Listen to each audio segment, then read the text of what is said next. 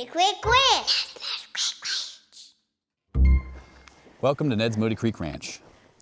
Today I'd like to talk to you about cows and about how cows are just We're not talking about cows. We're not talking about cows Come today. on. This is part 2 of our journey. And So today we want to talk to you about our life and how the pursuit of a career led to a collapse in a marriage. yeah, broken family, broken home. So stick around if you want to hear that story, and thanks for joining us. So if you missed last part 1 week of our journey, then we're just going to give you a quick recap to catch you up so you can continue on with part 2. What's the recap? So I think we came through, the very first video that we talked about and shared was just to give a framework of our upbringing and background, both raised in kind of affluent American family households, knew what schools to go to get in to be successful, knew where to go and what to do in life to win, met each other, fell in love, got married, created a family. And then came to a moment where we decided to, oh yeah, that was it. Then that was it. The whole recap, I mean, right? we took on the dream job. The dream life. In pursuit of the dream life. In pursuit of the dream life. And we felt like we had done everything that was expected of us and maybe what we expected of our lives. And so that's where we got to in part 1. So stick around and we'll talk about this next part of the story. So collapse. The job was amazing. The job that I had taken was amazing, and there were really wonderful people working there, and I made a lot of really wonderful friends, and I started learning a ton. And it was a great opportunity, like learning opportunity. Yeah, for sure. And it's one of those jobs that like, you have to have an in to get something like that. Yeah. And so, and a great resume to get something like that. But like the stars just aligned just enough to get me into that world in that moment. And so that was really the impetus on us feeling like, okay, maybe this is meant to be because the stars have aligned. And it was a prestigious position. That was great. I mean, in the arts, it was like, this is pretty much as good as it's going to get for sure for us. I had in a the great area salary, we were living. and I had a great budget, and we were making fantastic content and really telling good stories. It was exciting, and I wanted, yeah. And so I started working, and so as a sound designer, that was my full-time job. I was hired to create these listening scapes, this audible audio sounds for all these shows, sound effects, how the microphones sound in the space, where all the speakers are placed, sound effect, like special effects stuff, all sorts of stuff. So that was the day job. So you spend your time during the day kind of trying to create that. Then there was other little, roles with the title. And then during the nighttime, so that was your regular 9 to 5. And then during the nighttime, you run sound for the show, like put on the show itself. Like actors come and everybody's acting, or it's either rehearsal. So on the off nights, you're in rehearsals. And then on the on nights, there's a show playing on stage. The next show that's playing is rehearsing, and then the show that's currently live is playing. And so, don't fall. Sorry. You okay? Slippery. It's a little icy. Should we move over here? Sure. Okay. We're over there too. That's better over there. So so then I'm spending a lot of time essentially away from the family because I'm trying to impress these people. And you go into that track. Okay.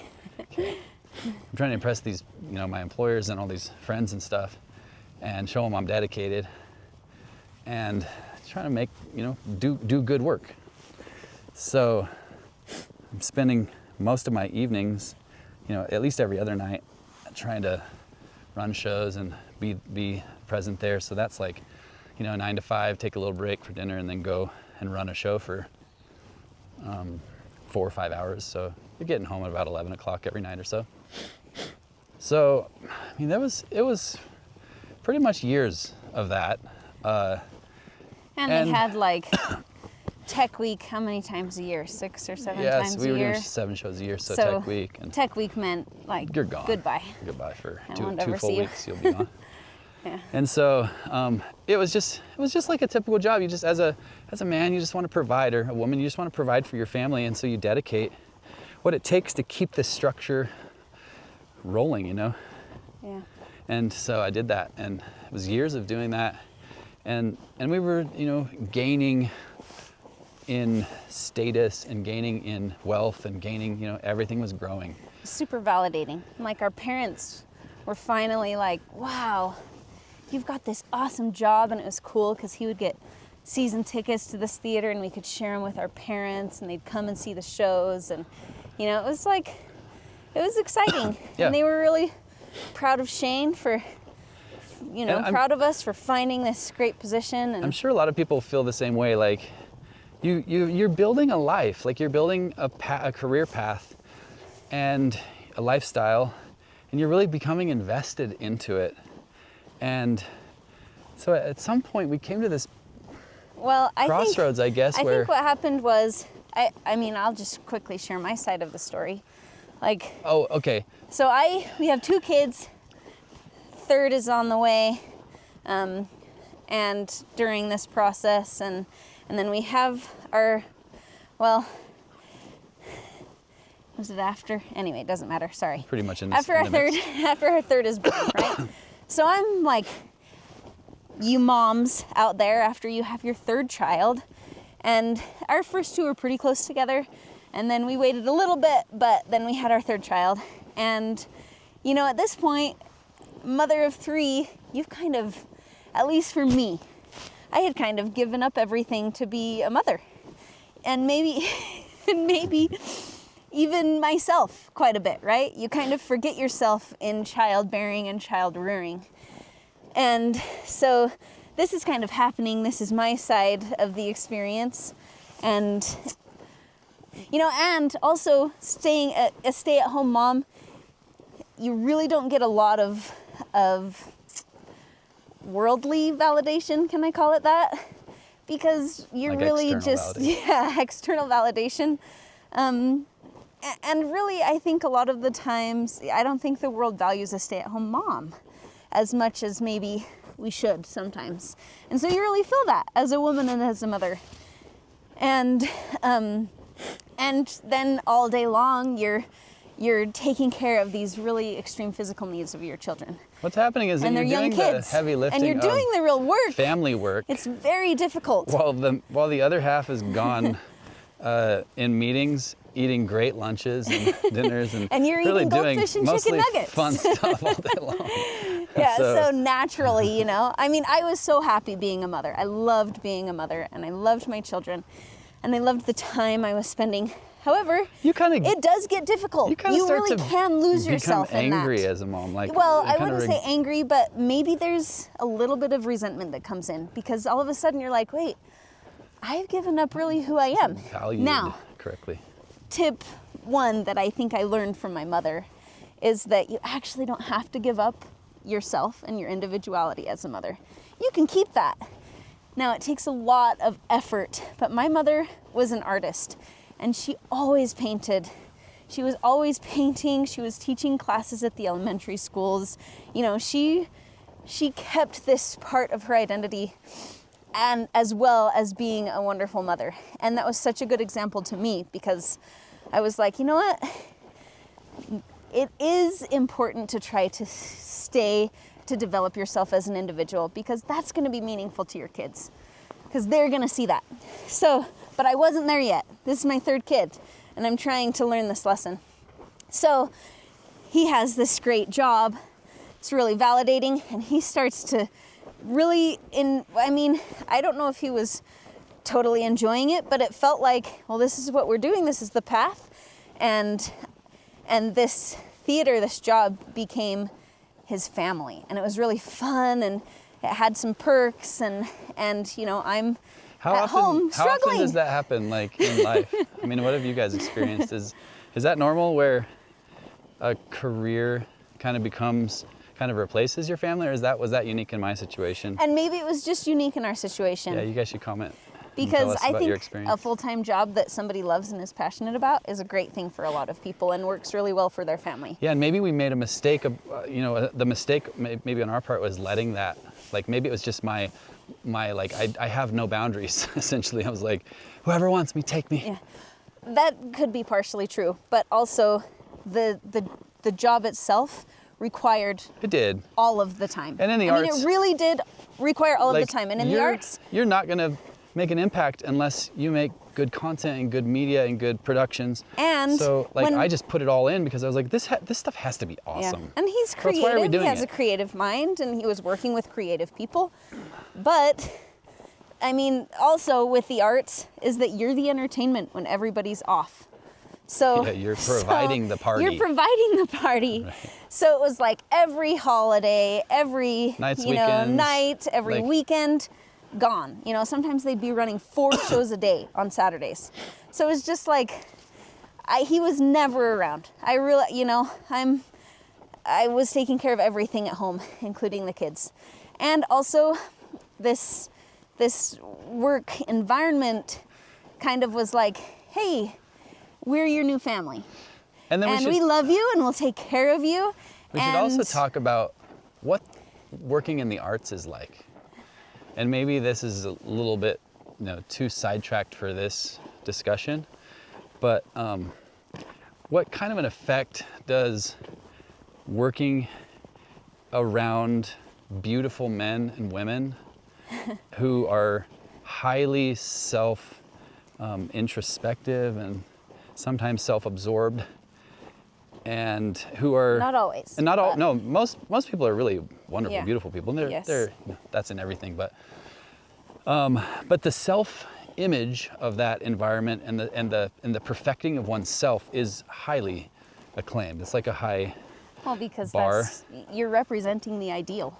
So you have to become the ideal in order to get the part to represent Right, the as an ideal. actor, and as you know, in every position there. So that, and I'll call that kind of the over sensualized life, and I think it's kind of infiltrated into all culture and society now, like with social media maybe, or just with media in general, like women are represented as a thing, as an ideal in almost every way, and men as well. And so, I mean, it's like a soft porn life everywhere you go now. And especially in this, I think sometimes it can affect, I mean, it's probably in every environment, but especially in a theater where you start to feel like you're really open and comfortable with whatever. And these people are like, we're all together. And I grew up in a weird way in Kansas. I grew up in this like pretty much over-sexualized world of like middle school, high school, where everyone was open and doing everything in every way you can imagine. We could talk about that later. yeah. And so I saw that perspective, but then I had a pretty deeply religious upbringing and kind of a spiritually based upbringing where my morality and my spiritual centeredness was a high focus of my own life, and it was one of the things that I prided myself in for a really long time, and it's where I kind of gained value in that, or I found value in it.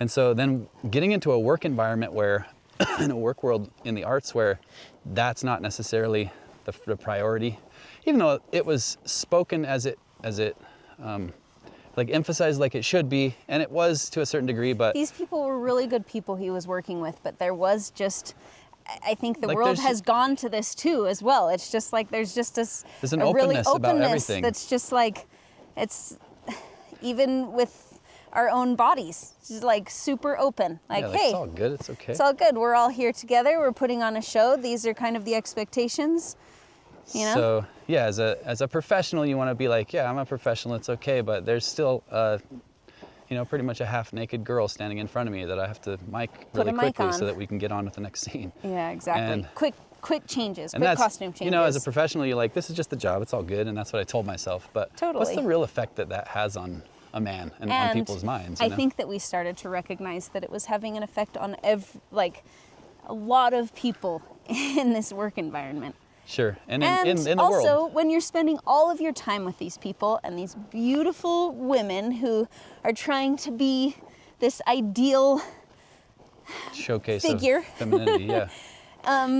and he's there all the time. I mean, when does he see me? Like he's developing relationships with these these people and these women far more than with me, because that's where he was spending his time. It's true. And so we'll push pause on that sidetrack. Okay. I get sidetracked a lot. That's why she's here. That was a big sidetrack. But we'll do a discussion about the soft porn life, and like, why do you think men and women are changing their bodies so dramatically to look a certain way, and what are they looking like? And I'll tell you, with my experience with pornography, they're all they're starting to look more and more like porn models. Yeah. That's where this is all going. Yeah. Here. So that began to have a detrimental effect on my relationship with myself and my wife and my family. Yeah. Not only because I wasn't spending any time with my own family, I was spending it with this new family, but because there is an effect of every action that we make on this planet. It's like something happens when you do something. So what is the effect of your actions today? And so I started to examine that, and I was realizing that man. And it seemed like something's not hurting. much. Like it wasn't, like it seemed innocent, and you know what I mean? I don't know, maybe it didn't. Well, anyway, so the effects of my actions started to build up little by little, of this lifestyle I was changing my lifestyle, becoming something new. So I'm at home with 3 kids, I explained how I felt, and now I'm like, something's changing I'm a with performer. Shane. Well, I'm a performer, and I want to be a part of this, and if this is where his attention is, I want to be there. Like, I want to become the ideal, and I want to be like these women, and I want to be that person. I want to be a part of this new family, because that's how I can be closer to him. And also, I think it was probably really a legitimate desire of mine, because when you grow up performing, that's how. Woo, we're in deep snow now. Getting your workout. Should we just sit here? That's fine. Or let's go over here. It's a better spot to sit. So I'm pining after trying to be a part of his world. His world. Come into my world. Yeah. But at the same time, balancing trying to raise our kids and keep our family together and keep our marriage together. And we didn't really know it was falling apart totally, but until... Sit this right here in the snow. Oh. See how that works. Let's see if I can...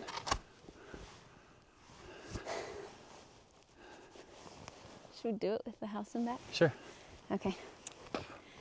So we'll just sit here and not walk anymore. Anyway, I think we were both just on this trajectory. We just kind of got caught in it. We got caught in it, and we didn't realize that we were going this way until... Our lifestyles, they just started to,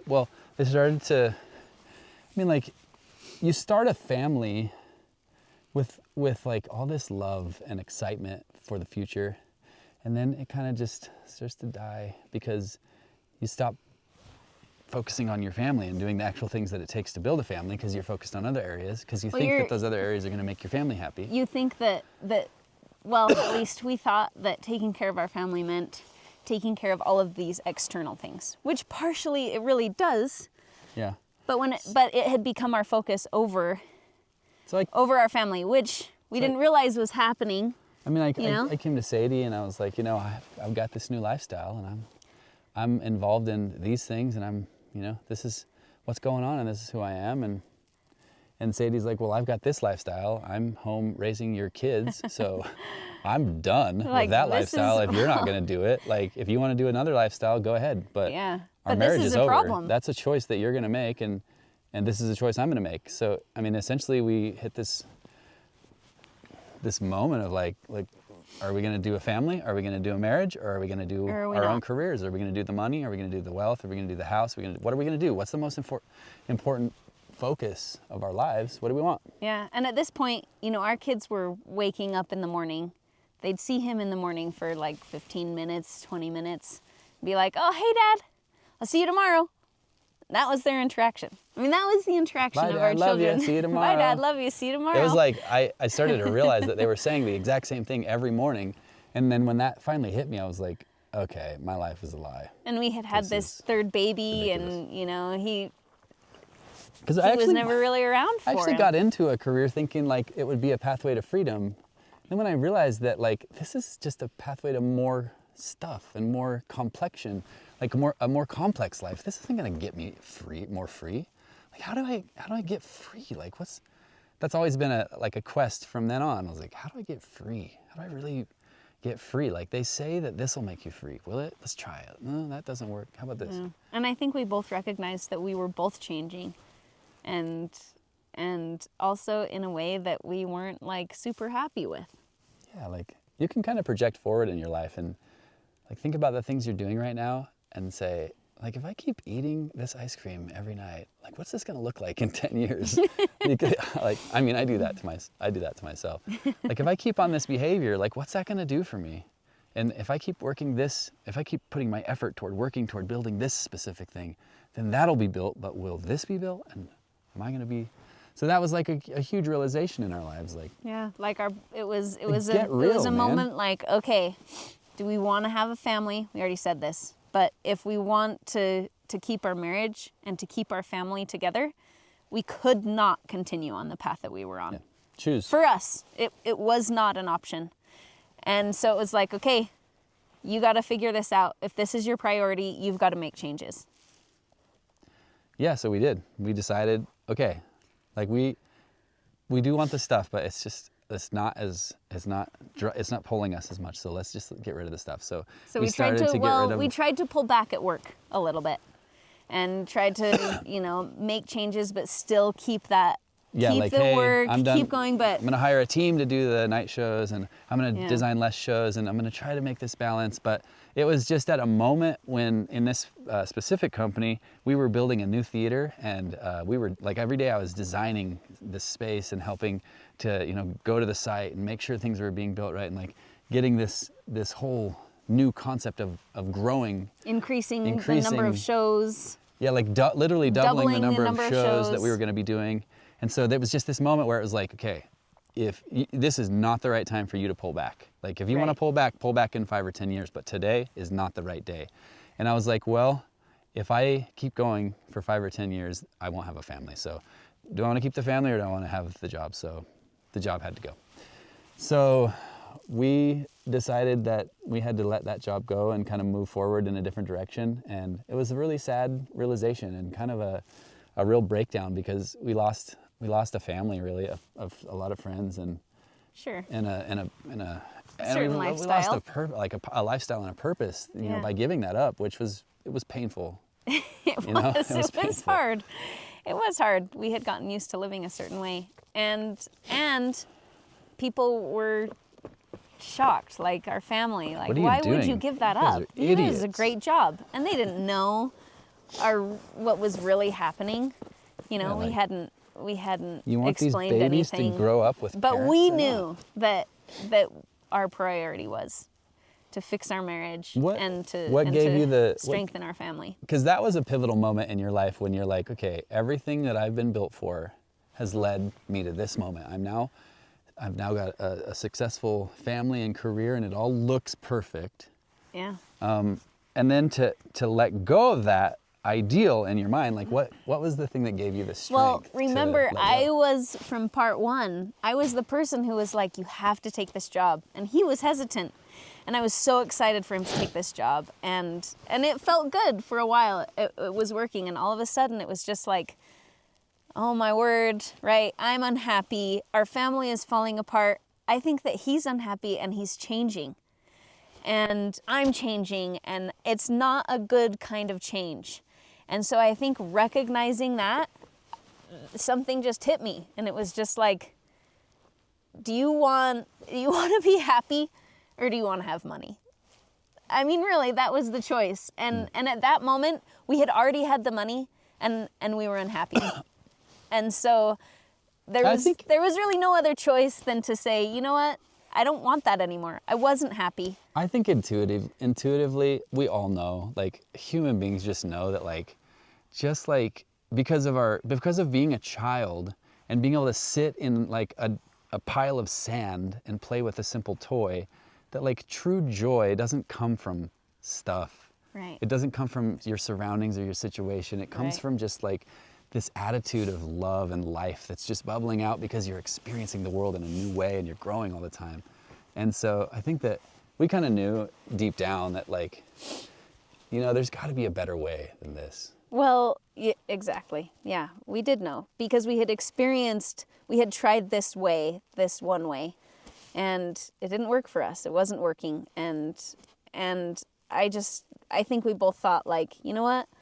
I think that we could change our lifestyle, because I think a lot of the pressures I was placing on him to take care of our family in a certain way and meet certain expectations, and that society was placing on him, was really crushing. And he was changing, and we started to let things into our marriage and into our lives that were bringing us down, but they were kind of just like a numbing medicine. So I think it was like, okay, we started to have a shift. Like, we have to change our lifestyle in order to free up, to free up the way that our time and our efforts, and that meant scaling down. So, this will be part 3. Okay, we'll go into part 3 here. But okay. This is, I just want to end on saying that it's never too late to change.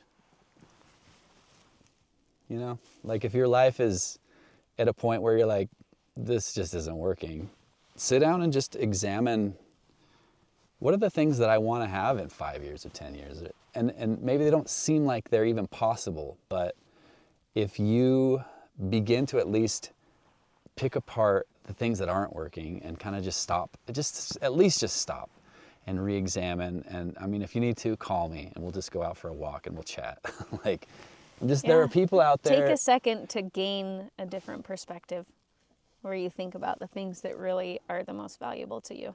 Because a lot of these choices, I think, are driving families apart. They're driving people to suicide, to depression, to anxiety. And there's a lot of pressure. There's just take it from somebody who was on that side. He was ready to just end it all. Who was ready to just leave and walk away. Like, there's a better world on the other side of that, and you can find that world.